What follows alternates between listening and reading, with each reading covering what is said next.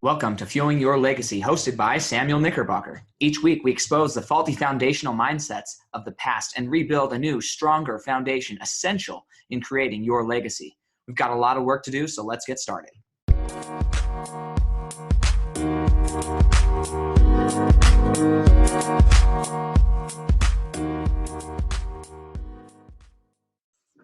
Welcome back to Fuel Your Legacy podcast. I am excited about this week. We are very much going to be talking about things that we've similarly talked about over the last few weeks. This is almost turning into a month-long topic of how to live intentionally, a vision-led life, goal setting, and chasing your goals.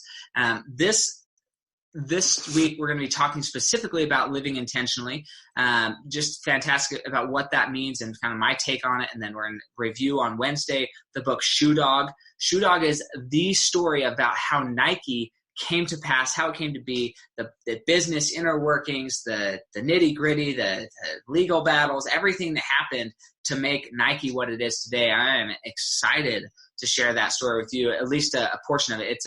It's a fantastic read, and I don't want to ruin it for anybody who loves to read, but I want to give you enough of the little things that I found helpful out of it as far as the habits, mindsets, and behaviors of the world class to create a meaningful legacy, because that's exactly what Phil Knight did. Nike is never going to be forgotten. Nike's one of the biggest companies in America, doing fantastic. So super excited about that. And then our guest for Friday is actually somebody I think is my second farthest guest. I think my first farthest guest is from Australia, but this one, his name is Jake Knotman, and he is from England. He reached out to me. He saw the title of my podcast, and he saw what I was doing, and is just super excited to come on and share what he's learned and how he's gained success. He's young, in his 20s, hustling, making sure things are happening, and most of all, he's living intentionally with what his purpose is, and he wanted to be able to share that with you guys and listen to my podcast regularly. So super excited to bring that to you guys this week. Now we're going to jump into what it means to live intentionally, and how can each of you have a more intentional life where you're living with a purpose. When you wake up, you have a purpose rather than just kind of happenstance. So something that we've talked about over the last few weeks is, one, having a vision or having a goal, having a purpose, having an objective. And when you really tie yourself into having that type of experience, knowing with clarity what it is, that's a lot easier. But if you just experience this one time, and you just experience this one emotion, this one experience, this one vision, and you never recreate that for yourself, then it's a lot harder to be absolutely intentional with the way that you're living. And so one of the things that's crucial with living intentionally is constantly reminding yourself of what your intention is. Okay? So to live intentionally, you need to consciously remind yourself of what your intention is. So what are some good methods to do that? Now, I will share some experiences or things that I do to recreate that in my mind, and I'll share some that I've heard about, some that I've tried. I kind of shift through them depending on what's keeping me focused. At different points in my life, I'll use different strategies, and that is primarily because I'm a little ADD. I really like to be doing lots of things, and so if I'm doing the same thing over and over and over again, then it's real easy for me to almost have it become habitual and not have the meaning or the feeling or the energy attached to the amazing truths that I'm trying to tell myself or that I am creating for myself. And so one of the things that I think is crucial with living intentionally is planning. Now, planning is really, really interesting because people have so many different definitions of planning. They have so many different methods of planning and how they're going to go about making sure that they accomplish their goals. And then they have a whole other set of how they set goals and how many goals they set. And I mean, I did a book review a few weeks ago about the 12-week year. And that's a fantastic book, and it has a good premise to it. It has a good structure. If you're somebody who likes structure and you want to do one thing and just stick to one thing, that's a great book. There's a lot of different methods out there. I'm in the process of writing a book that's going to help explain my take on setting goals and what that needs to be. The biggest thing for me, I really like two things. One, I really, really, really, really, really thrive on recognition. So when I have a goal or something that's going to help me get recognized in front of people, call me vain, egotistical, I don't really care what you call me. But the fact is, I like being in front of people. I like being on stage. I like being recognized. And so when there's a competition or something where I can get recognized, I am like white on rice. Okay. I love that. And for me, that's an important characteristic for me to know, because it helps me structure goals or objectives in a way that are going to help me be recognized from an internal motivation. So to give an example, when I did summer sales, if you did a certain amount of sales and you accomplished a certain thing, then you would get your own personally branded shoes. From Nike, actually, funny enough, Nike shoes. And you got to choose the color, you got to choose everything except for one little logo that the company reserved for on the tongue of the shoe that they got to put on it. Otherwise, everything else was personalized, okay?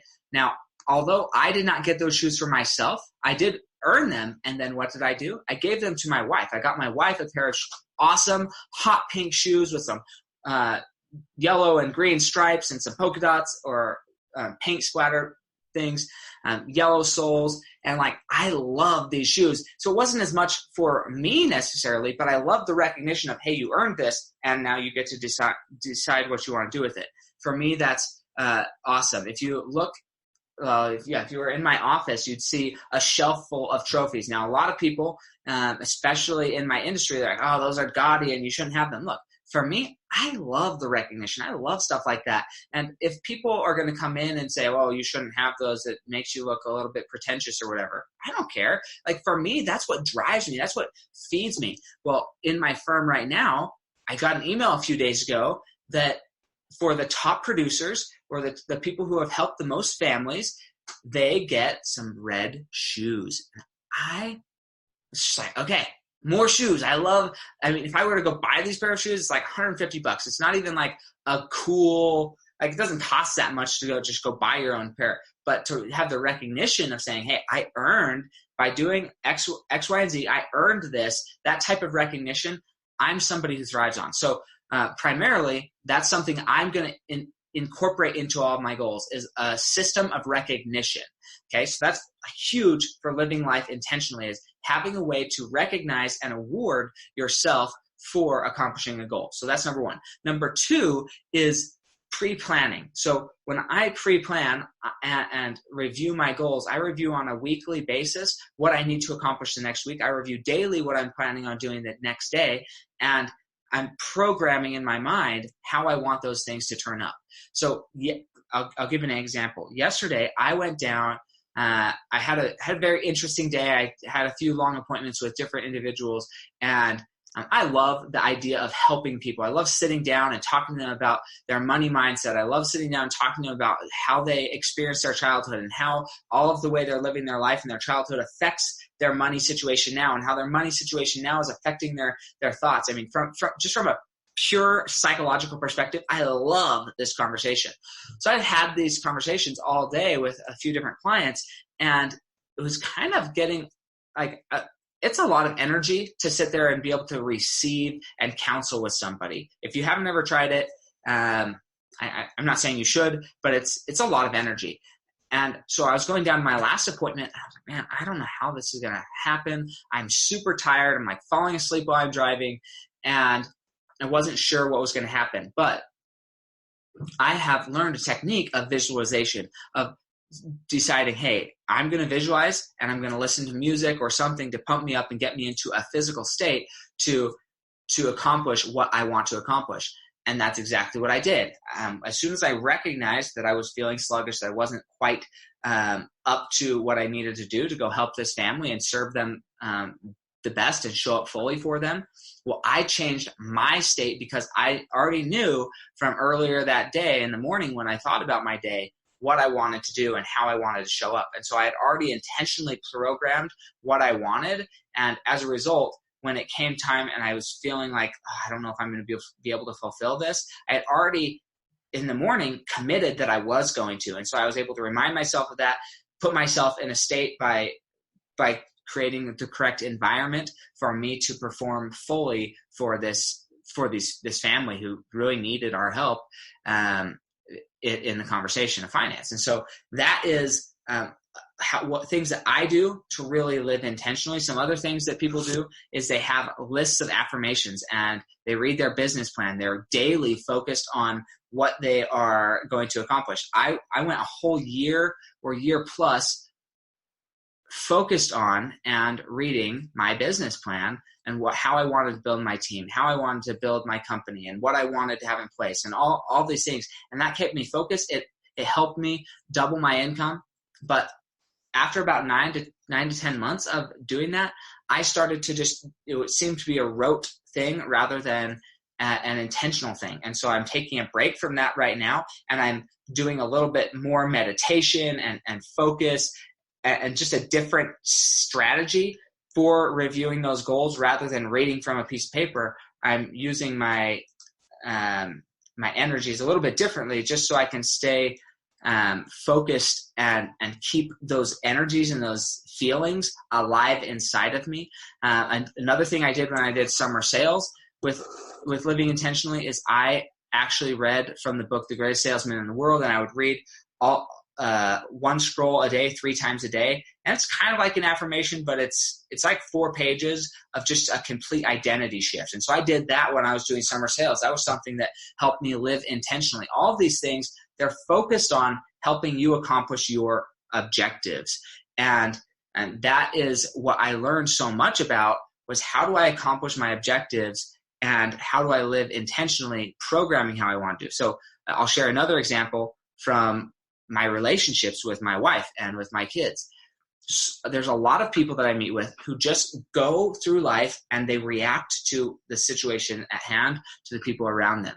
And I used to be that way. I used to be super reactionary, and whenever anybody would do something, I would just be constantly reacting to what was around me rather than intentionally acting. And so I think a huge part of living intentionally is actually taking ownership of your agency.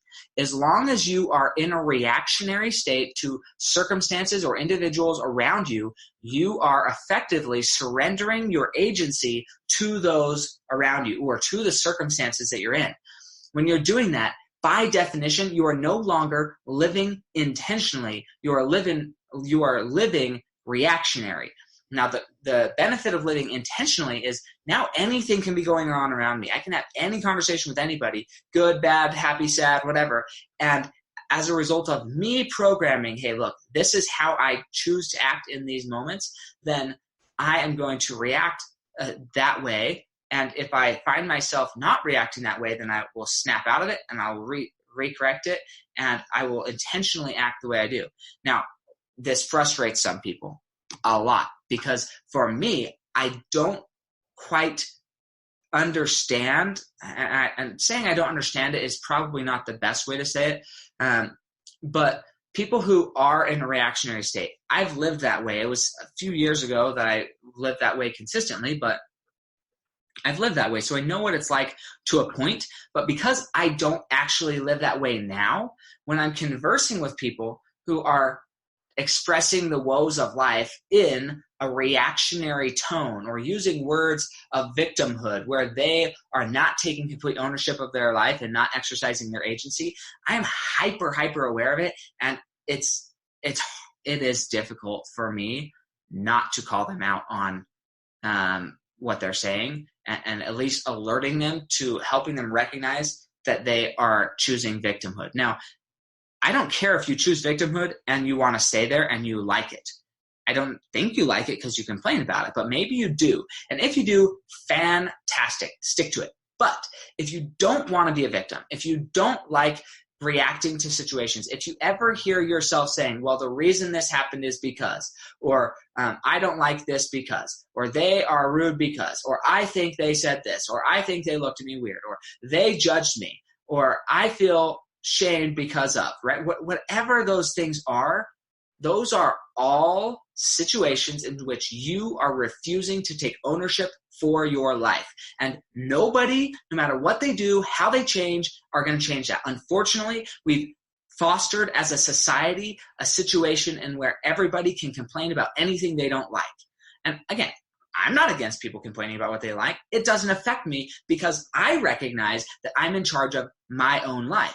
But when I hear people complaining about it, and they're complaining about it, and then they throw up their hands in the air like, I just don't know what to do. I just don't know why this keeps happening to me. Why? Like, they're literally flabbergasted at why their life seems so miserable. By the way, everybody who I've heard these from, they have fantastic lives. Like, compared to the starving children in Africa, these people's lives are like king and queen status or above. Like, they're freaking alien lifestyles of wealth compared to some of these people. And yet they'll sit there and they'll gripe and complain about their situation. Okay. Now, when you find yourself in that situation, just stop and ask yourself about, is this really who I am? Do I really, really, really, in my heart of hearts, feel like a victim? Do I feel like I have zero agency? And if that's the case, then ask yourself, because that's a feeling. Now ask yourself, do I really have no agency? Am I physically constrained? Is somebody holding me down? Am I paralyzed, physically paralyzed? Like, is there anything that's actually true about the way I feel? Because so many people take their feelings and they're like, it's truth, it's fact. And then they will reconfirm it to themselves and make it so, which just compounds the pain. And so for me, one of my missions in life, be what it is, like it or leave it, I really want to help people accept their agency, exercise their agency, and choose intentionally what they want out of life. Now, some people, I think they actually do choose misery because they like it. And that's okay. Again, if you like being miserable, keep choosing it. But if you don't like being miserable and you don't understand why you feel miserable, why you feel tired, why you feel lost, if you don't understand that and you'd like to have somebody kind of listen to you speak for a day or two, and just every time you're saying things that are causing a little bit of negativity or coming off from a negative perspective, I'd love to be a sounding board, right? You might be like, well, I don't like Sam's perspective. No, that's fine. Don't call me then. Please don't call me. If you don't like what I have to say, turn off the podcast. Don't call me. But if you do want to improve your life and you do want to experience something lighter, keep listening. This week is going to be fantastic. When we talk about Shoe Dog and talk about Phil Knight and how Nike came to pass, we're going to talk about some specific things that he did to mitigate these negative voices. He did certain things to force himself into uncomfortable situations that he didn't like, but he knew were best for him. Okay, I mean, there's world-class habits, mindsets, and behaviors that are essential in creating a meaningful legacy, and that is what we're after here. And this is one of them. Learning how to live life intentionally, learning how to create the life that you want. That is what we're all about. So if you have more questions about that, please comment, please share ways or things that you've done you found helpful for you living intentionally. The last hint I'm going to give is writing things down. Write a journal, write something. As you write things down, it forces you to get clear about what you want. When I was going through trying to identify what's the message inside of my heart that I'm trying to share with the world? My business coach, he had me write it down over 25 times, all in one. It took me about 2 days, but to write it down 25 times, because I'd write one feeling like, no, it's not quite that feeling. So I'd write another, it's just not quite. And what's interesting is out of those 25, almost none of them are even remotely similar. But after you've written it down 25 times, you can kind of go through and see what the feelings of your heart are. And then you can take the most pertinent ones, the things that are most all-encompassing, and combine them into one magnificent, powerful statement, right? As simple as just do it. Okay, that's the mission call. That's the rallying cry around Nike and what it means to be Nike. People will get this tattooed on their body because of what it means to them, and that's what you want to get to. What is your life's purpose, and what does it mean to you? And is it so powerful that other people want to jump on board and become part of that? And that's what I would challenge you to do. Think about as we get into Shoe Dog on Wednesday, and then finally talk to Jake on Friday. it's going to be some life-changing things that I really think have the capacity to just launch your business, your family, yourself, your mentality, your health into the future. So super excited for this week, and we'll catch you next time on Fuel Your Legacy.